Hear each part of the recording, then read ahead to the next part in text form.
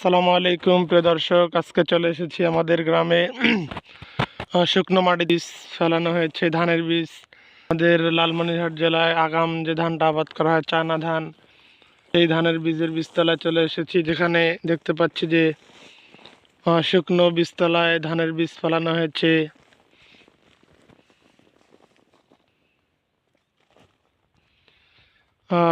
ধানের বীজ পানি ছাড়াই এখানে বীজ ফেলানো হয়েছে, যাতে করে ধানের বীজটা ভালোভাবে গজাতে পারে এবং আরও ভালো ধান গাছ হয়, এবং আমরা আমাদের গ্রামের কৃষকরা এগুলো থেকে ধান চাষ করবেন ইনশাল্লাহ। এবং পাশেই তামাক ক্ষেত, এই তামাক তুলেই কিন্তু এই ধানগুলো লাগানো হয়, আমরা যতটুকু জানি।